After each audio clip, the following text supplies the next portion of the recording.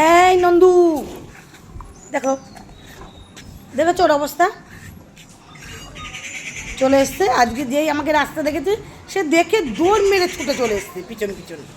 মানে দেখার সঙ্গে সঙ্গে আমি একটু রাস্তায় গেছিলাম, সে দেখে আর থাকে, দেখে একদম দৌড়াতে দৌড়াতে একেবারে উনি আমার পিছনে চলে আসে আর সোজা এসে একদম পুরো ঘরের দুয়ারে। ব্যাস, ওর তো জায়গাই ওইটা, অন্য জায়গায় তো দাঁড়াবেই না। কী হয়েছে কী হয়েছে? হ্যাঁ কী খাবে তুমি? এখন কী খাবা বলো? এখন তো ওর খাওয়ার ওকে দিতে হবে।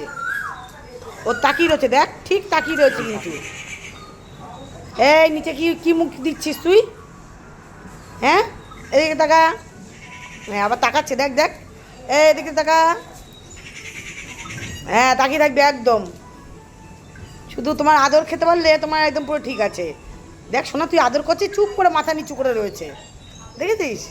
আমার মেয়ে আদর করছে চুপ করে মাথা নিচু করে আদর খাবে, শুধু আদর খাওয়া।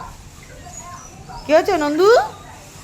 ও নন্দু রানী, তোমার কি হয়েছে? দেখ না, ও এখনো খাবার দিচ্ছি না বলে ও কীরকম করছে, মানে ও দাঁড়িয়ে রয়েছে, ভাবছে অবাক হয়ে যাচ্ছে যে এখনও কেন ওকে খাবার দেওয়া হচ্ছে না। এতক্ষণ তো খাবার নিয়ে চলে আসে ওকে দেখলেই, ভাবছি আমার খাবারটা কেন এখনো আসছে না। কি তোমার খাবারটা আনছি না আমি? তাকিয়ে রয়েছো? দেখ দেখ দেখ কেমন করছে। আসো আসো আসো আসো বললে তো আবার ঘরের মধ্যে চলে আসবে, মহাবিপদ। আর সেটা তো বলা যাবে না।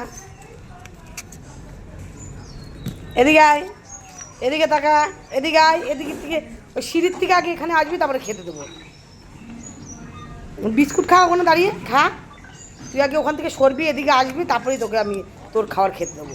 তুই প্রতিদিন সিঁড়িতে ওটা ধান্দা করিস, তারপরে নামতে পারবি না, তখন আমি বিপদে পড়বো।